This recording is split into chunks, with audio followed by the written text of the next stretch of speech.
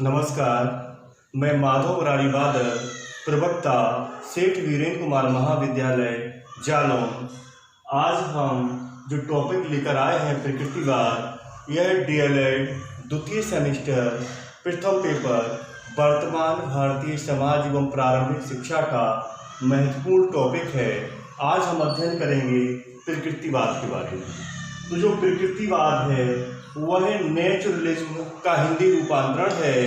Naturalism दो शब्दों natural और इज्म से मिलकर बना है, जहां नेचुरल का शाब्दिक अर्थ है प्रकृति और इज्म का अर्थ है वाद। इस प्रकार जो प्रकृतिवाद है उसके जो जनक हैं वो रूसो हैं और इसे हर्बर्ट स्पेंसर, वेकन, कमेनियस ने आगे बढ़ाया। अब हम एक परिभाषा देखते हैं जेम्स के अनुसार कि प्रकृतिवाद है क्या।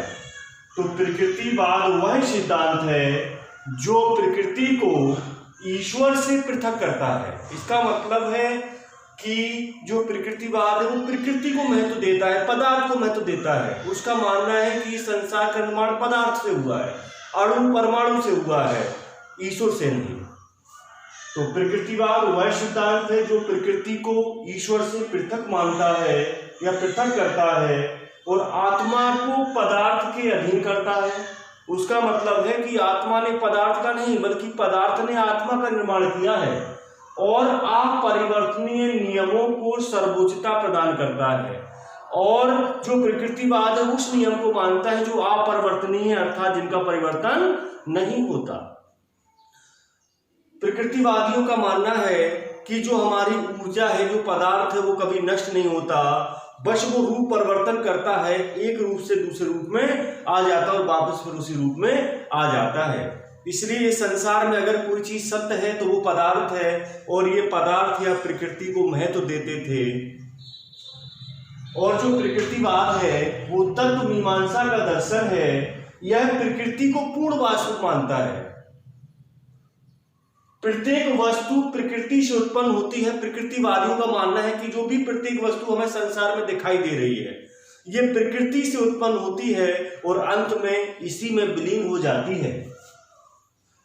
अब प्रकृति से क्या आशय है? प्रकृति का दो अर्थ हैं, एक भौतिक प्रकृति और दूसरी बालक की प्रकृति। भौतिक प्रकृति को हम बाह्य प्रकृति कहते हैं, जो हमारा ये संसार में जो हमें दिखाई दे रहा है ये हमारी भौतिक प्रकृति है। और बालक की प्रवृत्ति का मतलब बालक की मूल प्रवृत्तियों से है, बालक की क्षमताओं से है, बालक के आवेग से है। तो जो प्रकृति है वो दो भागों में बटी हुई है, एक भौतिक प्रकृति और दूसरी बालक की प्रकृति या आंतरिक प्रकृति। हर्बर्ट स्पेंसर ने यही परिभाषा दी है शिक्षा में कि जो बालक की अंतः शक्तियां हैं, बालक की जो आंतरिक शक्तियां हैं, उनका बाह्य जीवन से, बाह्य जीवन क्या है? हमारी भौतिक प्रकृति, तो उनका बाह्य जीवन से समन्वय स्थापित करना ही शिक्षा है। यानी कि बालक की अंतर्निहित शक्तियों का बाह्य जीवन से समन्वय स्थापित करना ही शिक्षा है। अब हम देखेंगे कि प्रकृतिवादी जो शिक्षा है उसकी क्या क्या विशेषताएं हैं। प्रकृति का अनुसरण करने पर बल। जो प्रकृतिवादी जो दार्शनिक हैं उन्होंने प्रकृति का अनुसरण करने पर बल दिया। और जो रूसो है उन्होंने नारा दिया था प्रकृति की ओर लौटो, क्योंकि हम बाह्य आडंबर की दुनिया में जा रहे हैं, कृत्रिमता की दुनिया में जा रहे हैं। जो विद्यालय है, जो विद्यालय की चार दीवारी के अंतर्गत जो शिक्षा दी जाती है, किताबों रटने पर बल दिया जाता है, इसे रूसो ने कृत्रिमता बताया है। रूसो का कहना है कि आप प्रकृति की ओर लौटो, यानी कि जो बच्चों को शिक्षा लेनी चाहिए वो प्राकृतिक रूप से लेनी चाहिए, प्रकृति की गोद में लेनी चाहिए, ना कि कृत्रिमता में, आर्टिफिशियल में। दूसरी विशेषता है इसकी, शिक्षा प्रक्रिया में बालक को केंद्रीय स्थान। अभी आपने आदर्शवाद पढ़ा था, उसमें जो बालक था उसको केंद्रीय स्थान न देकर शिक्षक को केंद्रीय स्थान दिया गया था। लेकिन जो हमारा प्रकृतिवाद है इसमें बालक को केंद्रीय बिंदु माना गया है।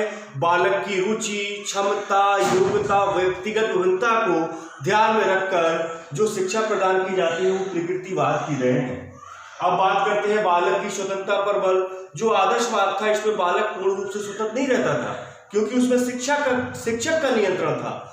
लेकिन जो हमारा प्रकृतिवाद है इसमें बालक को पूर्ण स्वतंत्रता दी गई है, वो अपने अनुभव के माध्यम से सीख सकता है।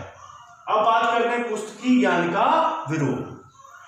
जो प्रकृतिवादी हैं वो मानते हैं कि हमें पुस्तक से रटकर चीजें नहीं सीखनी चाहिए, बल्कि हमें चीजें करके सीखनी चाहिए, देखकर सीखनी चाहिए। अर्थात उन्होंने इंद्रियों पर बल दिया।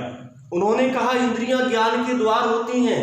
इंद्रियों की संख्या 5 है, आंख, नाक, कान, जीभ, त्वचा। यदि हम इससे जो ज्ञान ग्रहण करेंगे उस ज्ञान को हम कभी नहीं भूल सकते, और जो रटकर हम ज्ञान पुस्तकों से प्राप्त करेंगे वो हम भूल जाएंगे और वो हमारा ज्ञान सार्थक भी नहीं होगा। इसलिए उन्होंने पुस्तकीय ज्ञान का विरोध किया और इंद्रियों को ज्ञान का द्वार बताया। अगली विशेषता है जो सबसे इंपोर्टेंट है, निषेधात्मक शिक्षा। ये क्वेश्चन कई बार आ चुका है कि निषेधात्मक शिक्षा किस दार्शनिक की देन है या किससे संबंधित है। तो यह प्रकृतिवाद से संबंधित है और ये दी है हमें रूसो ने। रूसो ने बताया कि हमें ईमानदार बनना मत सिखाइए बच्चों को बेईमानी से कैसे बचा जा सकता है इससे सिखाइए। बच्चों को गुणों की शिक्षा मत दीजिए, कौन कौन से गुण हैं, बच्चों को दुर्गुणों से बचाने की शिक्षा दीजिए। इसी को हम कहते हैं नेगेटिव एजुकेशन, यानी कि निषेधात्मक शिक्षा। अब हम बात करते हैं शिक्षण विधियों की कि प्रकृतिवादियों ने कौन कौन सी शिक्षण विधियों का समर्थन किया है। तो सबसे इंपोर्टेंट इनकी विधि है करके सीखना। इनकी बालक स्व अनुभव द्वारा स्वयं करके सीखेगा तो बालक का ज्ञान स्थायी होगा। मॉन्टेसरी विधि, जो मॉन्टेसरी पद्धति जो चल रही है वो रूसो की ही देन है। इसमें भी बच्चों को आधार मानकर शिक्षा प्रदान की जाती है, बच्चों को केंद्र बिंदु मानकर शिक्षा प्रदान की जाती है। खोज विधि, इसमें बच्चा स्वयं खोजता है। यदि बच्चा स्वयं खोजेगा, अपनी ज्ञानेंद्रियों का प्रयोग करेगा तो बच्चा अच्छा सीखेगा, अच्छा ज्ञान ग्रहण करेगा, जो कभी वो भूल भी नहीं सकता। अगला निरीक्षण विधि, डाल्टन विधि, ये सारी जो शिक्षण विधियां हैं ये हमारी प्रकृतिवादियों की देन है। अब बात करते हैं कि शिक्षक कैसा होना चाहिए प्रकृतिवादियों के अनुसार। प्रकृतिवादियों ने शिक्षक को गौण स्थान दिया है, बालक को केंद्रीय स्थान दिया है। इनका मतलब है कि शिक्षक ऐसा होना चाहिए जो किसी तत्व को जबरन बच्चों को नहीं थोपे कि नहीं तुम्हें ये करना है, बल्कि बालक के स्वाभाविक विकास के अनुकूल, जैसा बालक अपने स्वभाव के अनुकूल पढ़ना चाहता है, परिस्थितियों का निर्माण करना है। वो अगर घड़ा बनाना चाहता है तो घड़े की परिस्थितियों का निर्माण करे, वो इंजीनियर बनना चाहता है तो इंजीनियर के हिसाब से उसकी परिस्थितियों का निर्माण करे, जिससे प्रकृतिवादी विचारक प्रकृति को ही वास्तविक शिक्षक मानते हैं। उनका कहना है कि जो हमारी प्रकृति है वही वास्तविक शिक्षक है। यदि बालक गलती करेगा तो प्रकृति उसे दंड देगी, यदि बालक अच्छा कार्य करेगा, गलती नहीं करेगा तो प्रकृति उसे पुरस्कार देगी। यानी कि जो प्रकृति है उसी को उन्होंने सबसे अच्छा शिक्षक माना है। अब बात करते हैं हम शिक्षार्थी की। तो शिक्षा प्रक्रिया का जो केंद्र बिंदु है वो बालक होता है।